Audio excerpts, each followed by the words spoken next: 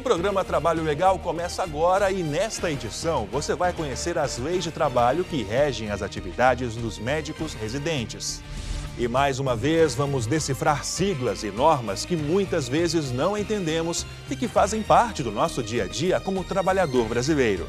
Foi pensando nisso que o programa Trabalho Legal traz o quadro O que é? Terceirização. Hoje é uma realidade nas relações de trabalho. Surgiu por causa das mudanças no sistema econômico, mas existe legislação para a atividade. O Trabalho Legal é o programa do Ministério Público do Trabalho em parceria com a Associação Nacional dos Procuradores do Trabalho. Você sabe o que é CODEMAT? Seria uma coordenadoria ou corregedoria? Qual será o objetivo que tem? Vou te dar uma dica. Atua na defesa de um meio ambiente do trabalho seguro e saudável. O quadro O que é está aqui para te explicar sobre o assunto.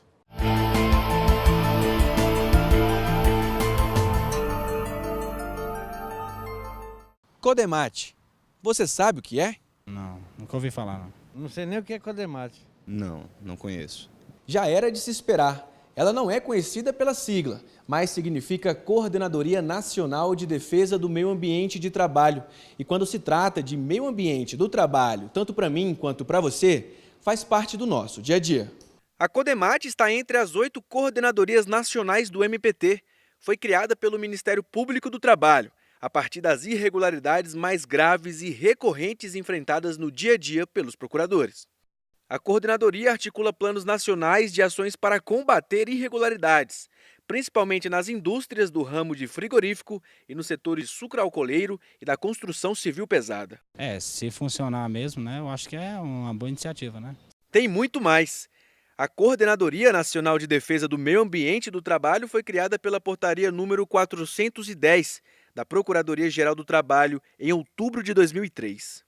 Entre as áreas de atuação da coordenadoria estão atuar na defesa de um meio ambiente do trabalho seguro e saudável e na redução dos riscos do trabalho por intermédio de normas de saúde, higiene e segurança asseguradas na Constituição Federal. A CODEMAT tem 5 projetos nacionais. Programa Nacional de Acompanhamento das Obras na Construção Civil Pesada, também chamado Construir com Dignidade, executado em conjunto com a CONAFRET. O Programa Nacional de Combate às Irregularidades na Indústria e na Construção Civil, a promoção do trabalho decente no setor sucroalcooleiro, executado em conjunto com o CONAET, Programa de Banimento do Amianto no Brasil e Programa de Adequação das Condições de Trabalho nos Frigoríficos. E para dar tudo certo, tem muita gente envolvida nesse trabalho. A coordenadoria é composta por um coordenador nacional, o Procurador do Trabalho, Leonardo Osório Mendonça, do MPT de Pernambuco, e um vice-coordenador, Rodrigo Rafael Rodrigues de Alencar, do MPT de Alagoas. Não são só eles, fazem parte também vários membros titulares e suplentes das Procuradorias Regionais do Trabalho em todo o Brasil. O MPT tem sempre a preocupação de garantir um meio ambiente profissional adequado aos trabalhadores brasileiros. É isso, agora você já sabe, existe uma coordenadoria do Ministério Público do Trabalho que investiga e fiscaliza o meio ambiente do trabalho. A gente fica por aqui. Até o próximo quadro, O que é? Sem esquecer, para você, um ótimo trabalho. No Brasil, a residência médica é modalidade de ensino destinada a médicos. É caracterizada por treinamento em serviço sob orientação de profissionais médicos de elevada qualificação profissional. E como em todas as profissões, a residência médica também deve cumprir certas exigências. A residência médica é a principal forma de aperfeiçoamento profissional em medicina. É neste período que estudantes recém-formados na faculdade passam por capacitação equivalente a uma pós-graduação e ganham a experiência do dia a dia de um hospital. A residência médica é uma especialização que o médico faz, após a sua graduação em medicina. Então, o médico residente é um médico já legalmente habilitado para exercer a medicina, em toda a sua plenitude, mas que por ser recém-formado, ele precisa de um treinamento para qualificá-lo melhor, dependendo da área de especialidade em que ele quiser atuar. Então, para isso, ele tem essa prerrogativa de exercer, de executar o serviço daquela especialidade que ele escolheu, porém sempre contando com a presença de um preceptor, que é um profissional já especialista, que vai auxiliá-lo então no desempenho dessas tarefas. Mas engana-se quem pensa que a vida de médico residente é fácil. O médico residente tem uma carga horária de 60 horas semanais, em que ele é distribuída nas atividades características das diversas especialidades, né? E ele então tem sempre o preceptor ao seu lado para auxiliá-lo para adquirir uma autonomia progressiva ao longo do programa de residência da sua especialização. É o chamado treinamento em serviço.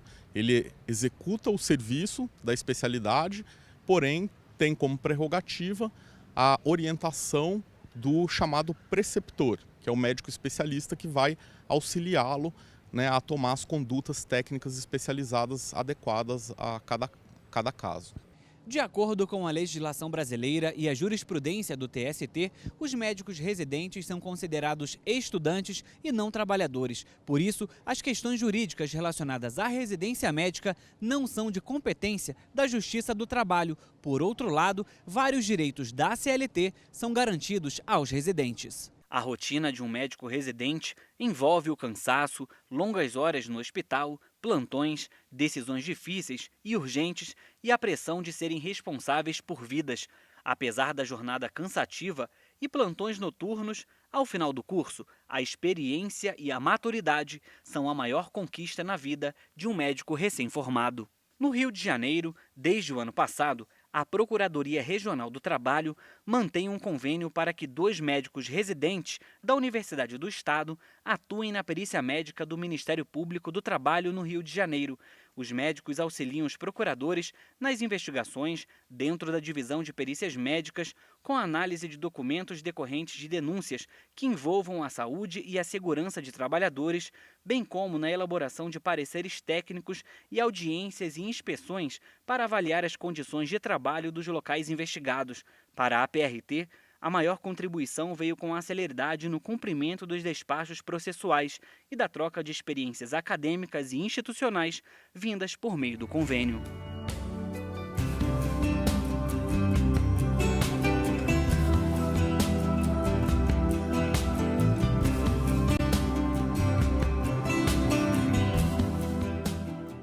E você vai ver depois do intervalo.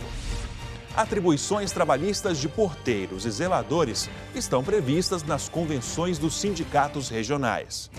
Não saia daí, voltamos já.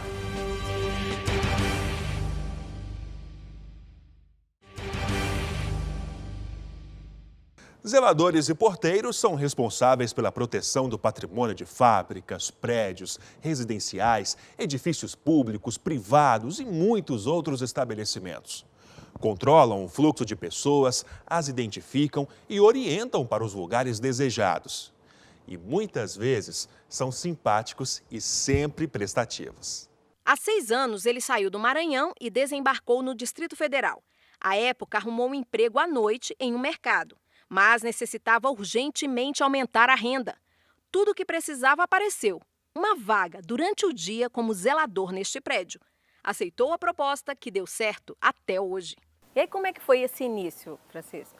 Foi muito difícil, porque quem trabalha à noite passa muito sono, mas aí com o tempo a gente pega o ritmo e acostuma, entendeu? Agora, para mim, tanto faz, tanto fez, já acostumei. Como é que é a jornada de trabalho? Você trabalha quantas horas por dia? Tem folga? Como é que é? Não, aqui a carga de horário eu entro 7 horas da manhã para o meu dia, começo a trabalhar 2 horas da tarde para 5 horas. Sábado e domingo, feriado? Trabalha? Feriado. Só sábado a gente trabalha das 7 até 11 horas. Domingo não? Domingo não. Feriado também não? Também não. Agora você vai conhecer um outro zelador, é o seu Paulo. E me disseram que é só chamar que ele aparece rapidinho. Seu Paulo? Opa! Boa tarde, seu Boa Paulo. tarde, O senhor tudo está bem? sempre assim? Tô sempre assim, O senhor é São Pedro, tem a chave de tudo. do céu. Só tem do céu. O seu Paulo saiu da Paraíba há quase 30 anos, veio para Brasília e quando chegou na capital federal, ele já conseguiu um emprego de zelador. E aí pronto. Sempre fui zelador. Sempre foi. Até hoje fui zelador. Como é que foi no começo, o senhor bem novinho, começando, como é que era ser zelador? Todo mundo chamava o senhor, como é que era? Seu Paulo, zelador, né? Tô me chamando de zelador, né? Até hoje, né? Seu Paulo, cadê seu Paulo? Cadê seu Paulo? É nome doce, né, seu Paulo? É um nome bom, nome do seu Paulo, né? Como é que é? O senhor entra que horas? Me conta. Eu de 7 horas e trabalho até às 12. Das 12 até às 2. De meio-dia às 2 é hora de 2 descanso. 2 horas de almoço. De almoço. E depois pegar no batente de novo. Até 5.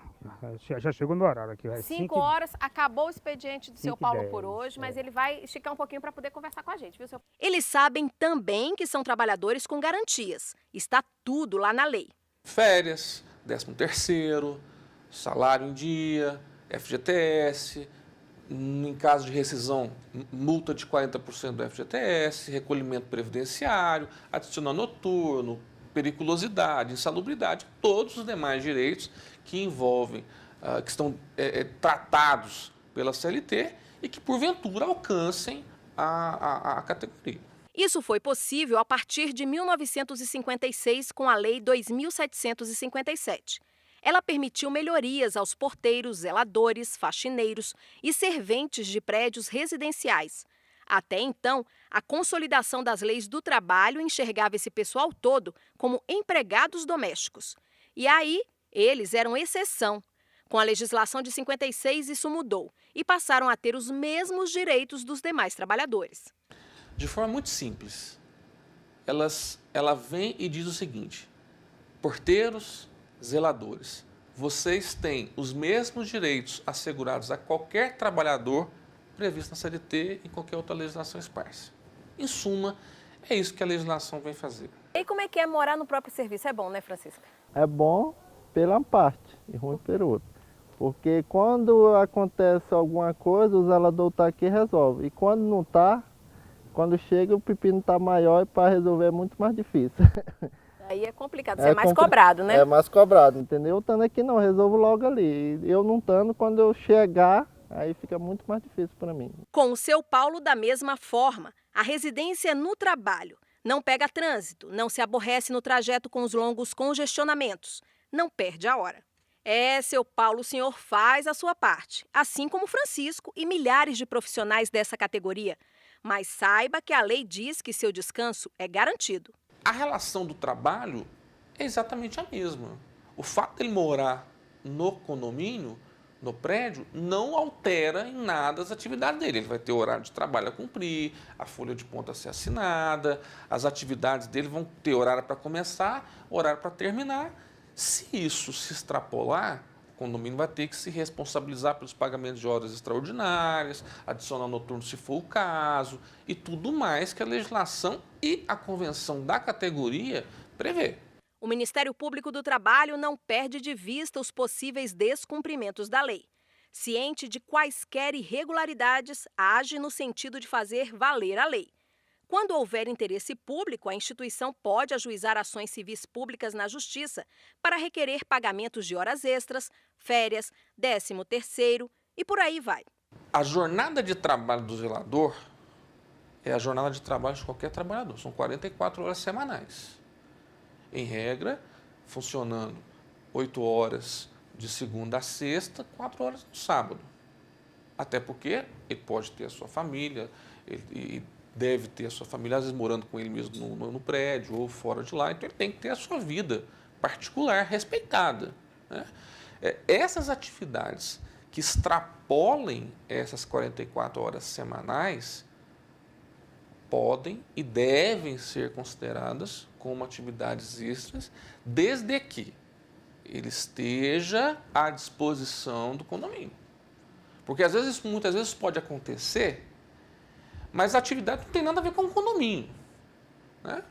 O morador, às vezes, reclama ao zelador um favor ou uma outra atividade relacionada ao próprio morador, fora do horário de trabalho dele para o condomínio e que não implica necessariamente numa prestação de serviço ao condomínio, uma relação entre o condômino e o zelador. Exceto essa questão, se ele está à disposição do condomínio, isso pode ser, obviamente, considerado hora extra. O trabalhador que, por algum motivo, entender estar sendo lesado, deve conversar com a chefia. Mas se o bate-papo não for suficiente para resolver o problema... Tratar do assunto diretamente com o síndico, se for contratado pelo próprio condomínio, ou mesmo se for contratado por outras empresas prestadoras de serviço.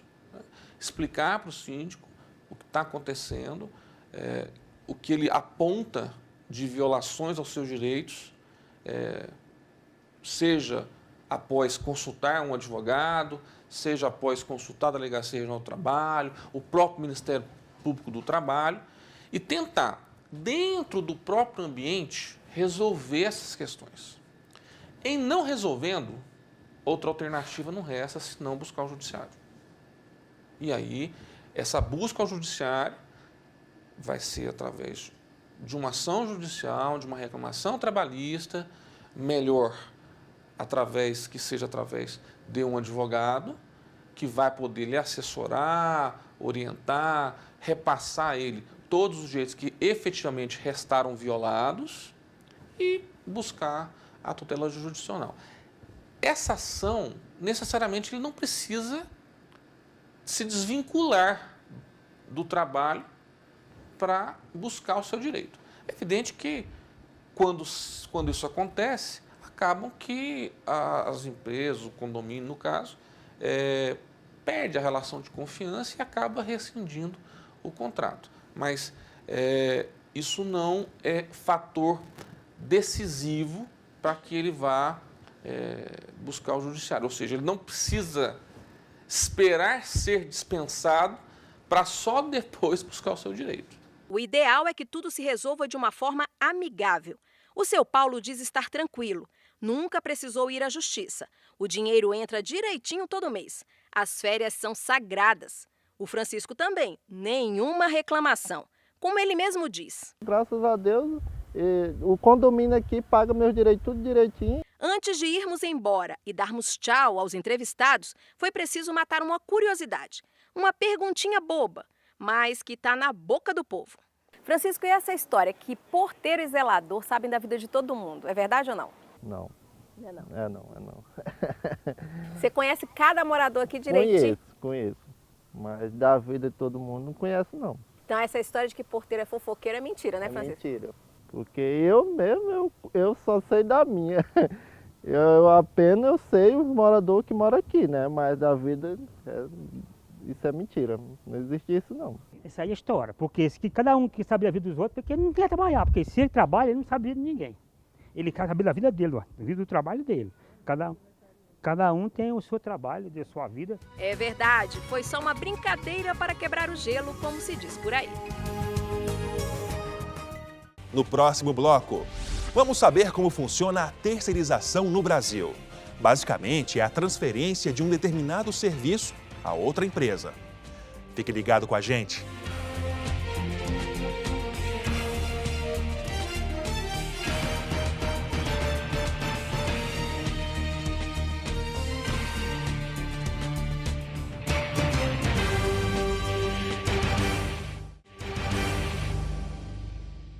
Terceirização significa repassar uma atividade que não esteja relacionada com o objetivo principal da empresa a uma outra empresa. Funciona assim: uma instituição contrata outra empresa para prestar um determinado serviço. Mas essa prática pode trazer eventuais problemas relacionados à saúde e à segurança do trabalhador. Irene trabalha como auxiliar de serviços gerais aqui neste local há quase 2 anos. O trabalho é de segunda a sexta-feira, com duração de até 8 horas por dia. Um pano aqui, uma vassoura ali e a empresa fica um brilho só, totalmente limpa. O serviço chega a ser cansativo em alguns dias. Afinal, a profissão exige um esforço e cuidado bem maior comparado às outras profissões. Mas se você aí pensa que ela acha ruim, muito pelo contrário, né, Irene? Eu gosto do que eu faço, tá? Assim, aqui dentro da esporte, nós somos respeitados igualmente, todos. Aqui não tem quem trabalha nos serviços gerais, não tem quem é funcionário melhor. Aqui a gente é tratado com muito respeito pelos colegas, somos tratados igualmente. Pela dona também da empresa, igualmente. Gosto de trabalhar aqui. É cansativo, mas eu gosto. Ela trabalha como terceirizada nessa empresa. Eu disse terceirizada. O serviço que ela presta é permitido terceirizar, mas não só o dela. Também é legal a terceirização de outras atividades, entre elas a de conservação e vigilância, conforme a súmula 331 do Tribunal Superior do Trabalho. De acordo ainda com a súmula, a contratação de trabalhadores por empresa interposta é ilegal. formando-se o vínculo diretamente com o tomador dos serviços. Já a contratação de serviços de vigilância e de conservação e limpeza, bem como a de serviços especializados ligados à atividade meio da empresa contratante, é permitida e não gera vínculo empregatício, pois não há relação de pessoalidade nem de subordinação direta. O não cumprimento das obrigações trabalhistas por parte da empresa contratante implica a responsabilidade subsidiária da terceirizada. É muito importante a empresa contratante da empresa terceirizada fiscalizar a atuação dessa empresa terceirizada. Até porque se a terceirizada não cumprir com as suas obrigações trabalhistas, o funcionário dessa empresa terceirizada pode futuramente acionar a empresa contratante na justiça na responsabilidade subsidiária de arcar com essas custas. A terceirização funciona dessa forma. O empregador contrata uma terceirizada para prestar algum serviço especializado ou uma atividade de suporte, como a de limpeza, por exemplo. Esse serviço, por sua vez, é feito por um profissional, mas não gera vínculo empregatício com o contratante, já que é a terceirizada que se encarrega da prestação do serviço. Os funcionários são contratados pela empresa de terceirização, que existe toda uma legislação própria, toda uma exigência do Ministério do Trabalho para que eu possa ser uma empresa de terceirização de serviços. Eu contrato as pessoas de acordo com o perfil para aquela atividade, eu faço todo o acompanhamento daquelas pessoas na frente de trabalho, o vínculo dela é total com a gente e todo mundo se sente muito bem. Mas nem todos seguem à risca o que propõe a jurisprudência e o Ministério Público do Trabalho. Mesmo sendo proibida, existem por aí empregadores que adotam a terceirização de forma ilegal. Tem muitas empresas que fazem a terceirização de atividade fim. Essa é uma terceirização proibida, não pode ser feita, a justiça não entende como terceirização, acaba gerando risco para a empresa de ter que assumir relações trabalhistas com esses funcionários das empresas terceirizadas. O tema da terceirização chegou ao Congresso Nacional, onde está tramitando desde 2004 o projeto de lei 4.330. A proposta é para alterar a regulamentação da terceirização no Brasil. Entre alguns pontos estão a de que a lei permita que praticamente todos os funcionários de uma mesma empresa sejam terceirizados. Se aprovada, a nova lei abre portas para que as empresas possam subcontratar todos os tipos de serviço. E se isso acontecer, salários e benefícios dos trabalhadores podem ser cortados, o número de empregos pode cair, além de estimular o trabalho escravo. Segundo o DIEESE, Departamento Intersindical de Estatística e Estudos Socioeconômicos, o salário de trabalhadores terceirizados chega a ser 24% menor do que os dos empregados formais. E não para por aí. Segundo dados do Ministério do Trabalho e Emprego, entre 2010 e 2014, cerca de 90% dos trabalhadores resgatados nos 10 maiores flagrantes de trabalho escravo eram terceirizados. O MPT determina a necessidade de cumprimento dessas regras para que a terceirização não fique a um passo do trabalho escravo. Em 2014, uma empresa que terceirizava bolivianos precisou pagar multa de R$300 mil. A situação aconteceu em São Paulo. 15 imigrantes bolivianos foram encontrados em condições análogas à de escravo em uma oficina de costura terceirizada. Os estrangeiros eram submetidos diariamente a jornadas exaustivas de até 14 horas diárias. Do pagamento, eram descontadas quantias referentes à moradia e à alimentação, o que deixava cada boliviano com R$500 ou R$600 por mês. Eles eram vítimas também de retenção de documentos. Os alojamentos onde eles moravam ofereciam condições mínimas de higiene, água potável e segurança. Nós, do Ministério Público do Trabalho, temos experiências. Empresas terceirizadas têm trabalhadores precarizados, onde o meio ambiente de trabalho é inadequado, os trabalhadores são despreparados, não são treinados eficientemente para exercer suas atividades e, quando cobrada a tomadora de serviço, a empresa que contratou essa terceirizada, ela diz que os trabalhadores não são dela.